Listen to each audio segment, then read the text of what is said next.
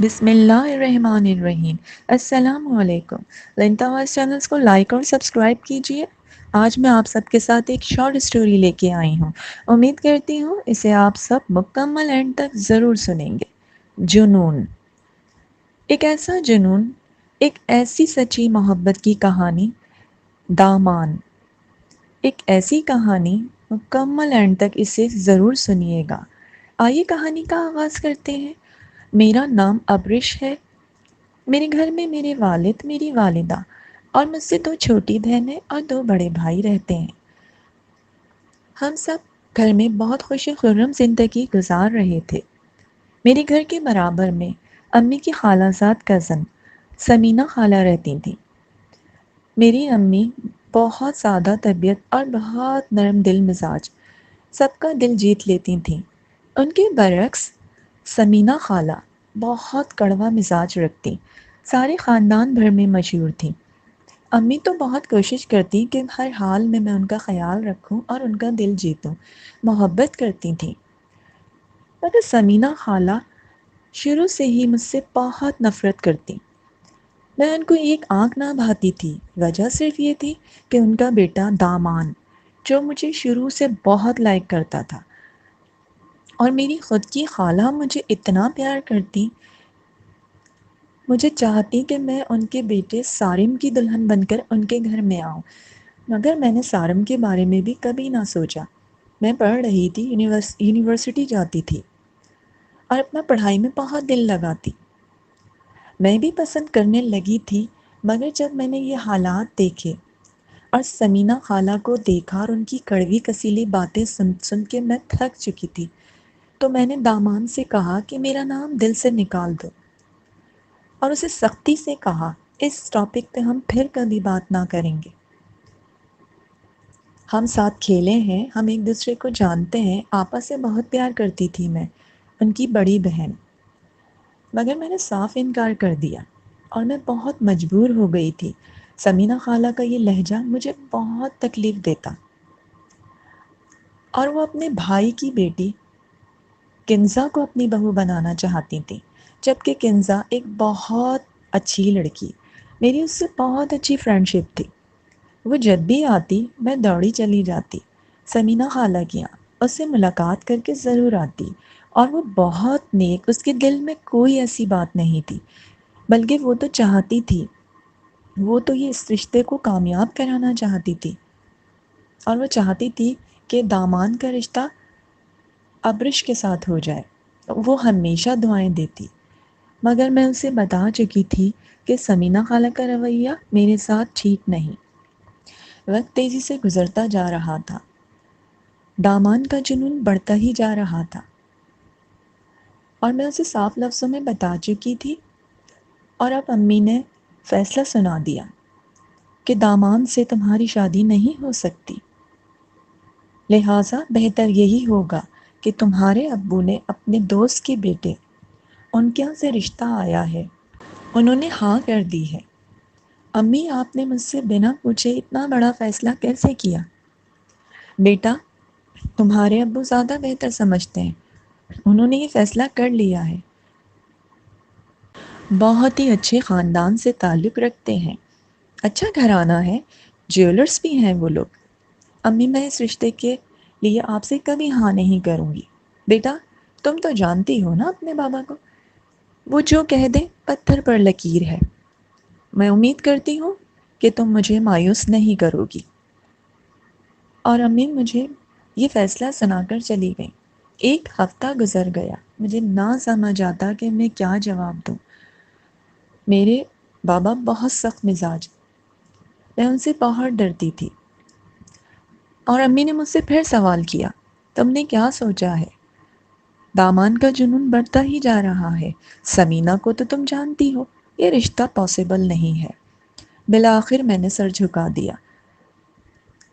اس کے بعد امی نے ابو سے ساری بات بتا دی اور کہا کہ آپ ان لوگوں سے ہاں کر دیجیے۔ ان لوگوں کا آنا جانا ہوا، رشتے کی بات چلتی رہی۔ اس بات کو 1 سال تک دامان کے گھر والوں سے اور دامان سے چھپا کے رکھا۔ جب بالکل شادی قریب آئی تو امی نے ان کے گھر پر کاٹ دیا۔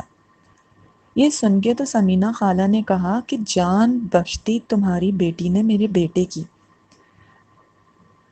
امی برداشت کر گئیں۔ گھر آ کے امی نے بتایا۔ میں نے سمینہ کو کوئی جواب اور خاموشی سے کاٹ دے کر آ گئی۔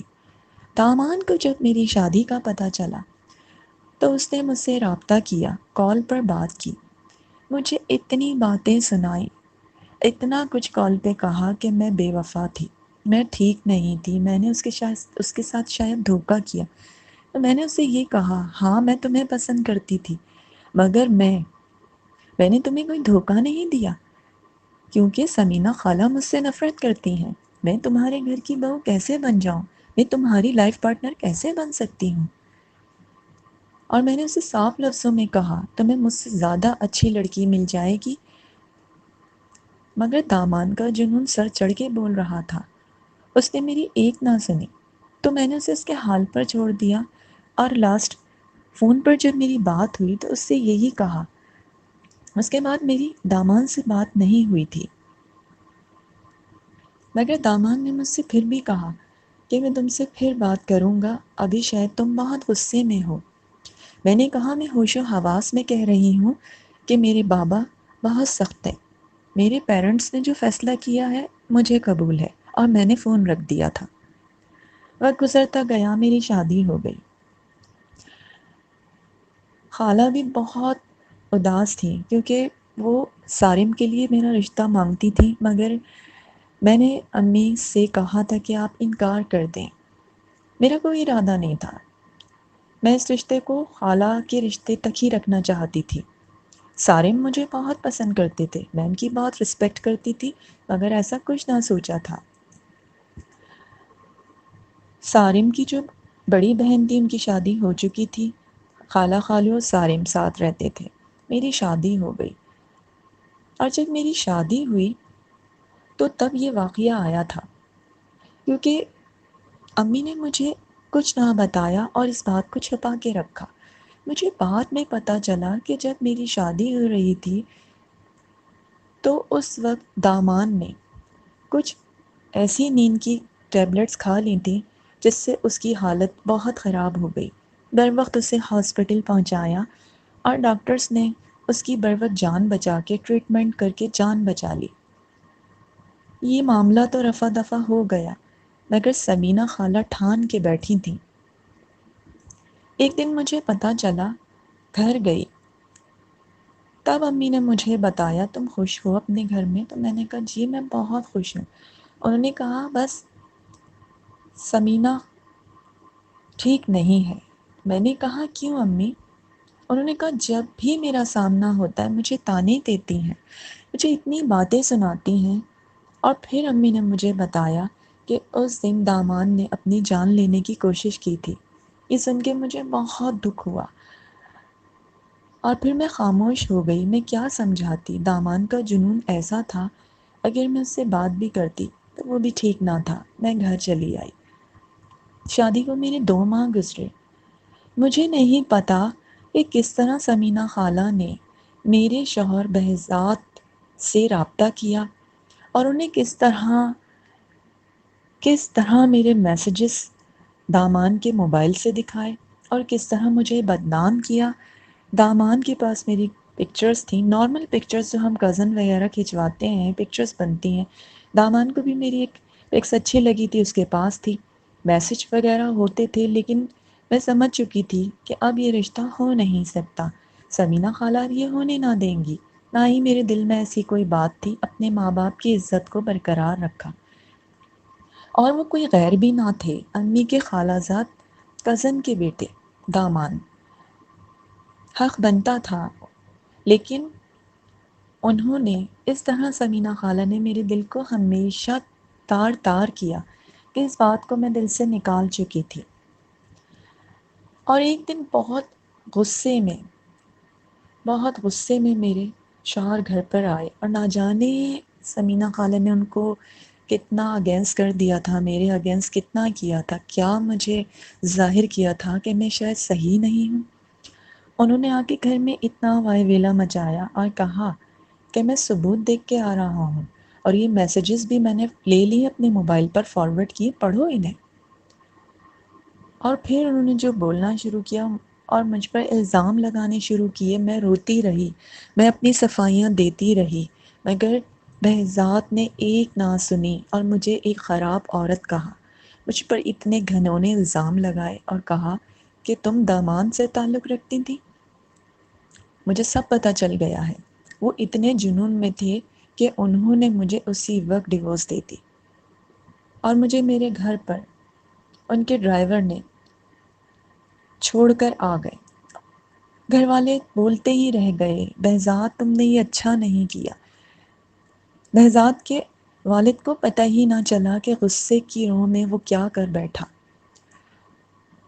بعد میں وہ اگلے دن آئے، انہوں نے میرے والد سے بات کی، معذرت کی، معافیاں مانگی، کیونکہ میرے والد اپنے دوست کو اچھی طرح جانتے تھے، بہت پرانا دوستانہ تھا۔ میرے والد سمجھتے تھے، وہ سمجھ چکے تھے یہ کارروائی ثمینہ کی ہے۔ انہوں نے اپنی دوستی تو خراب نہ کی، لیکن کہا کہ اب ہمارا تعلق بھی کوئی نہ رہا، ہم بس کبھی ایک دوسرے کی خیریت پوچھ لیا کریں گے، مگر میری بیٹی کا گھر اجڑ گیا۔ وہ اتنی معافیاں مانگ رہے تھے، مگر اس وقت میرے ابا کا غصہ بہت تھا اور وہ غصے میں اپنے دوست کو کچھ بھی کہہ سکتے تھے۔ وہ مجھ سے بھی معافی مانگ کر بیٹا سر پہ ہاتھ رکھ رہے تھے، میں زاروں قطار روتی رہی۔ اس طرح وہ چلے گئے۔ انہوں نے تسلیم کیا کہ میرے بیٹے نے بہت غلط کیا، غلط الزام لگائے۔ بہرحال میں گھر پر آ گئی۔ ثمینہ خالہ بہت خوش تھی، خوشیاں منا رہی تھیں۔ انہوں نے تو بدلہ لے لیا اور کہا اس رات اگر میرا بیٹا مر جاتا تو تمہاری بیٹی کو میں کبھی معاف نہ کرتی، اور تمہاری بیٹی کی وجہ سے سب ہوتا رہا، یہی ورغلاتی تھی میرے داماد کو۔ بہرحال باتیں بھی سنی، خاندان بھر میں انہوں نے مجھے بدنام بھی کیا۔ وقت گزرتا رہا، سال گزر گیا۔ سال بھر کے بعد میری خالہ نے مجھے بہت سمجھایا اور کہا سارم تمہیں آج بھی بہت پسند کرتا ہے۔ انہوں نے ہاتھ جوڑے، اتنا اتنا اپنا دامن پھیلا لیا میری والدہ کے آگے، کہا کہ سارم کے لیے میں رشتہ مانگ رہی ہوں، ابرش کو دے دو۔ مجبوراً میری والدہ نے ہاں کر دی اور والد نے۔ اس طرح میری شادی ہو گئی سارم سے۔ اور پھر سارم سے ایک دن داماد کی ملاقات ہوئی۔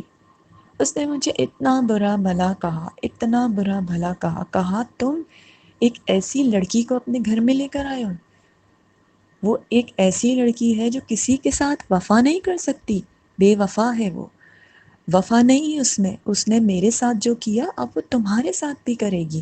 دیکھو نا، بہزاد نے بھی اسے دھکے دے کے نکالا، نہ جانے کیوں نکالا۔ سارم برداشت کرتے رہے، انہوں نے مجھے گھر آ کے بتایا، انہوں نے جو الفاظ کہے وہ مجھے بتائے۔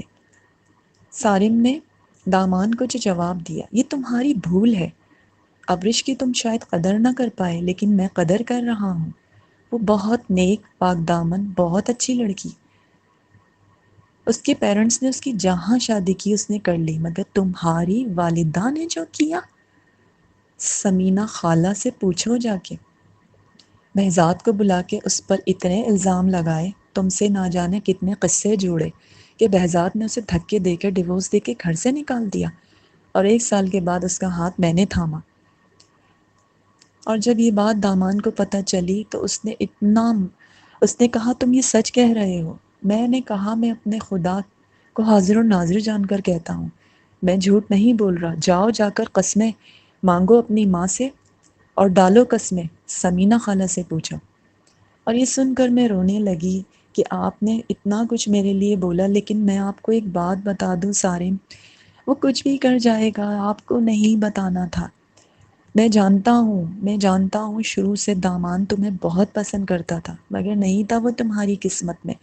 مگر سارم، آپ کو نہیں بتانا تھا، اگر وہ مجھے برا بھلا کہہ رہے تھے تو کہنے دیتے، میری بیوی کو کوئی اس طرح بولے میں برداشت نہیں کر سکتا، میں بھی تم سے سچی محبت کرتا تھا، کرتا ہوں اور کرتا رہوں گا۔ امی، میں یہ جو سن کر جو کچھ آ رہا ہوں، کیا یہ سچ ہے؟ کیا آپ نے ابرش کا گھر برباد کیا؟ میں نے کوئی گھر برباد نہیں کیا، اور یہ کہاں سے تم سن کر آئے ہو؟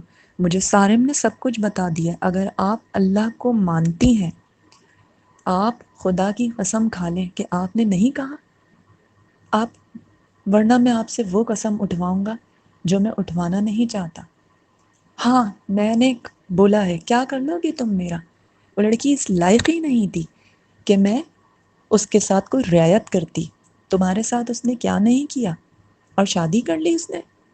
آپ نہیں چاہتی تھی نا کہ وہ اس گھر کی بہو بنے. اگر آپ کو کوئی حق نہیں تھا کہ آپ ابرش کی زندگی برباد کریں، اس پہ اتنے الزام لگائے.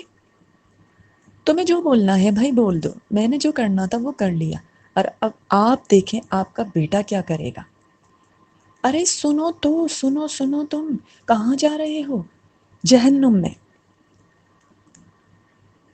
اور میں سوچوں میں بیٹھی گم تھی، نہ جانے دامان کیا کرے گا. اسے یہ سب پتہ چل گیا ہے. اور پھر بہت زور زور سے 2 دن کے بعد سمینہ خالہ گھر سے چیخنے کی آوازیں آئیں اور سب رو رہے تھے.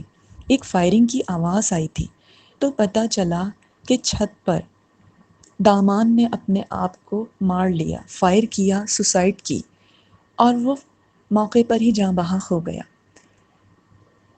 پولیس کی گاڑی بعد میں آئی، انویسٹیگیشن ہوئی، سب کچھ ہوا. پتہ چلا کہ دامان نے اپنے آپ کو مار لیا. وہ جنون، اس نے اپنی زندگی ہی چھین لی. اور نہ ہی میں خود کو معاف کر پائی، اور نہ سارم بتاتا اس دن. میں نے تو دامان کے ساتھ کبھی غلط نہیں کیا، اسے ہمیشہ سمجھایا، مگر اس کا وہ جنون اسے زندگی کی بازی ہارنے پر مجبور کر گیا. اور سمینہ خالہ اس غم سے اتنی نڈھال ہوئیں کہ وہ اپنا دماغی توازن کھو بیٹھی. آج وہ پاگل خانے میں ہیں. انہوں نے اپنے بیٹے کی زندگی برباد کر دی. انہوں نے تو میری بھی زندگی برباد کی، کیونکہ مجھے بہزاد نے چھوڑ دیا. میں بہت محبت کرتی تھی دامان سے، لیکن میں اپنے پیرنٹس کے آگے سر جھکا کر ان کی بات مان لی. اور اب سارم اور میں جاتے ہیں دامان کی قبر پر، اور میں نے وہاں پہ ہار سنگھار کا درخت لگوایا تھا. آج اتنے سال بیت گئے، وہ درخت بھی کافی اونچا پروان چڑھ گیا. اور جب ہار سنگھار کے پھول گرتے ہیں نا، تو میں اس کے لیے ڈھیروں مغفرت کی دعا کرتی ہوں، اور وہ پھول چن کے گھر لے آتی ہوں. وہ پھول اس پر برسات کی طرح برستے ہیں، اور میں جا کے سارم کے ساتھ کچھ دیر بیٹھ کے اس سے باتیں کر کے آ جاتی ہوں. سارم بھی مجھے کچھ نہیں کہتے، بلکہ اس کے لیے دعا کرتے ہیں. سارم مجھ سے بہت محبت کرتے ہیں، اور وہ جانتے تھے کہ شروع سے ہی دامان مجھے بہت لائک کرتا تھا. اسی لیے اس کہانی سے ہمیں آج یہ سبق ملا کہ جنون، محبت، ہر طرح کی محبت ہوتی ہے. والدین سے محبت، شوہر سے محبت، بہن بھائی سے محبت، گھر والوں سے محبت، ہر رشتے سے محبت، اولاد سے. مگر محبت کو جنون میں نہ بدلیں، وہ جنون کہیں جان لے لے. اگر اللہ تعالیٰ نے آپ کے نصیب میں وہ چیز نہیں لکھی تو اللہ پر فیصلہ چھوڑ دیں اور دعا مانگیں. دعا کرتے رہیں، شاید اللہ آپ کی جھولی میں وہ خوشی ڈال دے. اور اگر آپ کے نصیب میں وہ نہیں ہے تو آپ اسے پھر چھوڑ دیں اور زندگی کا قدم آگے بڑھانا شروع کر دیں. ہو سکتا ہے بہت خوبصورت نصیب آپ کا منتظر ہو، کوئی آپ کا انتظار کر رہا ہو. زندگی بہت خوبصورت ہے، اسے نہ ضائع کیجیے سوسائڈ کر کے، ٹیبلٹس کھا کے، بلکہ زندگی کو جئیں بھرپور. زندگی جینے کا نام ہے. زندگی بہت خوبصورت ہے اور ہمیں آگے سبق دیتی ہے. تمام بچوں کو، تمام ہماری نیو جنریشن کے لیے یہی پیغام ہے کہ محبت میں جنون کبھی نہ کریں، بلکہ صبر کریں. اگر آپ کو کوئی پسند ہے اور اگر آپ اسے نہیں حاصل کر پا رہے تو اسے چھوڑ دیں اور اللہ پر بھروسہ کریں. اللہ آپ کے دامن میں بہت خوبصورت تحفہ دیں گے. امید کرتی ہوں آج کی یہ کہانی آپ سب کو بہت پسند آئی ہوگی. مجھے لائک اور سبسکرائب کیجیے گا، کامنٹس بھی دیجیے گا. ملتے ہیں پھر نیکسٹ شارٹ سٹوری کے ساتھ. اللہ حافظ.